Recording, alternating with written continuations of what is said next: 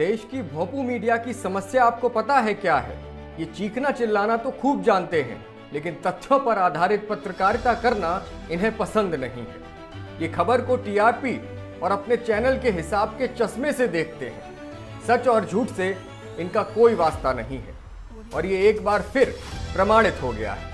आगरा के पारस hospital case में तथ्यों पर बात तक करना इन चैनल्स को गवारा नहीं है। 22 मौतों के काल्पनिक आंकड़े पर खबरों की स्क्रिप्ट तैयार की गई है और सच कहीं पीछे छूट गया है। नमस्कार, मीडिया हलचल का खास शो मैं कहूंगा खरी खरी देख रहे हैं आप। 2000 के नए नोट में नैनो चिप की खोज करने वाली यही मीडिया अभी तक तो 22 काल्पनिक मौतों पर कुछ नहीं दिखा पाई है और ना ही मॉक ड्रिल का अर्थ दर्शकों को समझा पाई है। 1 महीने से भी अधिक समय बीत जाने के बाद वायरल हुआ ये वीडियो किस आधार पर एक डॉक्टर के खिलाफ बिना किसी जांच और सबूत के इतना हो हल्ला करा सकता है?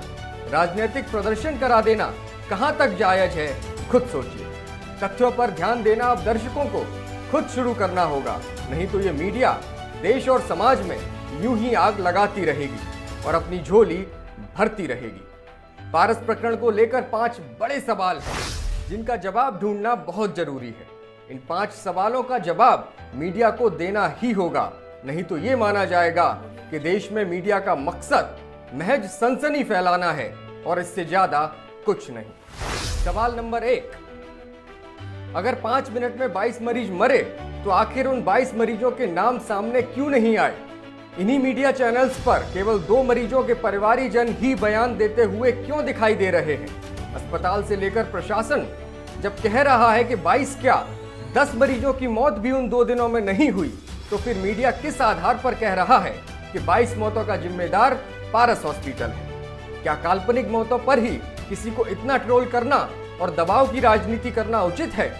इसी बात को प्रैक्टिकली भी समझा जा सकता था।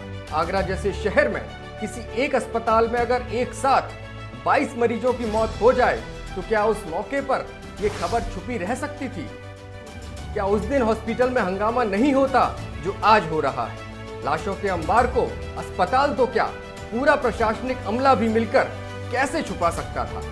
22 मौतों के काल्पनिक आंकड़े पर खबरें दिखा रहा मीडिया कितना जिम्मेदार है, ये इस बात से भी समझा जा सकता है कि किसी ने भी डीएम आगरा का वो लिखित बयान नहीं दिखाया जिसमें साफ तौर से लिखा है कि ऑक्सीजन की कमी के कारण 22 मौतों की खबर असत्य है और निराधार है। मीडिया का एक धड़ा तो 22 मौतों का जिम्मेदार मानते हुए हत्या की रिपोर्ट दर्ज किए जाने की बात कह रहा है। अब इन्हें कौन समझाए? देश का कानून काल्पनिक मौतों पर नहीं, असली मौतों पर अपराध दर्ज करने का अधिकार पुलिस को देता है। काल्पनिक खबरों और काल्पनिक आंकड़े पेश करके आप किसी की छवि को खराब कर सकते हैं, लेकिन सच नहीं बदला जा सकता। सवाल नंबर 2, जब वायरल किया गया वीडियो 28 अप्रैल को डॉक्टर की केबिन में वो वीडियो बनाया गया था, तो फिर 7 जून तक ये वीडियो आखिर कहां था? 1 महीना 10 दिन तक ये वीडियो आखिर क्यों सामने नहीं आया? और आखिर इसे रिकॉर्ड करने वाला शख्स कौन है और वो क्यों सामने नहीं आ रहा? क्या ये वीडियो किसी मीडिया संस्थान के स्टिंग का हिस्सा था? जी नहीं। कहा यह जा रहा है कि डॉक्टर अरिंजय जैन की केबिन में मौजूद किसी व्यक्ति ने इस वीडियो को रिकॉर्ड किया है। जब इतना बवाल कट चुका है तो वह व्यक्ति आखिर सामने क्यों नहीं आया? और उस व्यक्ति को सच में अगर 22 मौतों की जानकारी उस दिन थी तो वीडियो को इतने लंबे समय तक छिपाए क्यों बैठा रहा? क्या इसके पीछे कोई ब्लैकमेलिंग की साजिश भी की गई थी? और जब अस्पताल ब्लैकमेलिंग में नहीं फंस पाया तो वीडियो वायरल किया गया। ये सच भी सबके सामने आना ही चाहिए। सवाल नंबर 3, मॉक ड्रिल शब्द को लेकर मीडिया ने अर्थ का अनर्थ क्यों किया? क्या मॉक ड्रिल का यह अर्थ किसी भी तरह से गढ़ा जा सकता था कि ऑक्सीजन को बंद किया जाना ही मॉक ड्रिल है? वीडियो में डॉक्टर अरिंजय जैन किसी चिकित्सक या मेडिकल प्रोफेशन के व्यक्ति से बात करते हुए नहीं दिखाई दिए थे। अगर सामान्य बातचीत में कुछ शब्दों का प्रयोग कोई चिकित्सक करता है तो केवल शब्दों के चयन के आधार पर उसे ट्रोल कैसे किया जा सकता था? मॉक ड्रिल शब्द का अर्थ क्या होता है? आप खुद गूगल पर सर्च करके देख सकते हैं। मॉक ड्रिल का अर्थ है किसी विपदा विशेष के आने से पहले तैयारी के लिए छद्म अभ्यास। नकली अभ्यास का फायदा ये होता है कि जब असली विपदा आती है तो उसके लिए सोचना नहीं पड़ता, तैयारी नहीं करनी पड़ती और क्या और कैसे करना है, इसके लिए संबंधित लोग पहले से ट्रेंड होते हैं। तो फिर आखिर मॉक ड्रिल शब्द के अर्थ बदलकर खबरें क्यों दिखाई गईं? सवाल नंबर 4, अप्रैल के आखिरी सप्ताह से लेकर मई के शुरुआती दिनों में क्या उत्तर प्रदेश में ऑक्सीजन की कमी नहीं थी? आज पारस को लेकर चीख पुकार करने वाले यही चैनल्स उस समय क्यों अस्पतालों के बाहर से रिपोर्टिंग कर रहे थे कि लखनऊ में फला बड़े अस्पताल ने नोटिस चस्पा कर दिया कि ऑक्सीजन नहीं है, मरीजों को कहीं और ले जाइए। ऑक्सीजन प्लांट पर भारी भीड़ है। सोशल मीडिया पर क्यों इस तरह की पोस्ट भरी पड़ी हैं कि जो उस वक्त ऑक्सीजन सिलेंडर के लिए मदद मांगी जा रही थी। अब अगर पारस अस्पताल के संचालक ने उस वक्त के इस वीडियो में ये कह दिया कि ऑक्सीजन नहीं मिल रही है तो वो गुनहगार कैसे हो गया?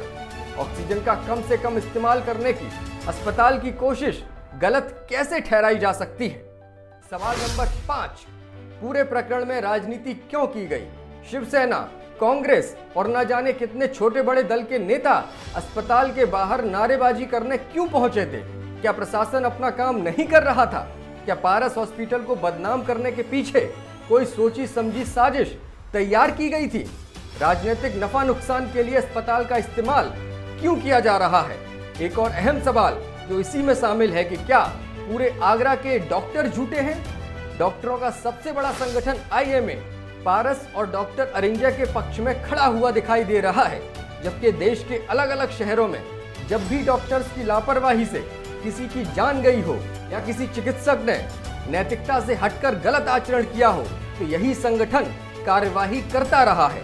आगरा के बड़े बड़े और जाने पहचाने नाम doctor R C Mishra, doctor Rajiv Upadhyay, doctor Sunil Dhakre, doctor Narendra Malhotra, doctor Rajneesh, doctor Rajesh Gupta, doctor J N Tandon, doctor Pawan Gupta, doctor Seema Singh, doctor Sanjay Chaturvedi, doctor Anang Upadhyay, doctor Sachin Malhotra, doctor Virendra Khandelwal, doctor Sanjay Agarwal, doctor Jaideep Malhotra, doctor R K Gupta, doctor Shammi Kalra, doctor Sanjay Dhawan, doctor Banaj Mathur जैसे चिकित्सकों ने सामने आकर के पारस हॉस्पिटल के पूरे प्रकरण में बिना किसी पुख्ता सबूत के बावजूद हॉस्पिटल को बलि का बकरा बनाए जाने की बात कही है।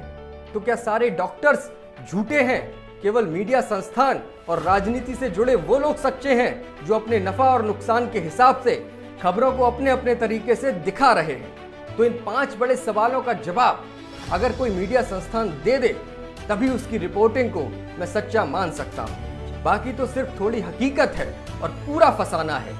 काल्पनिक मौतों पर किसी संस्थान को इस तरह से घेरना ये केवल भारत की मीडिया ही कर सकती है। आपकी क्या राय है?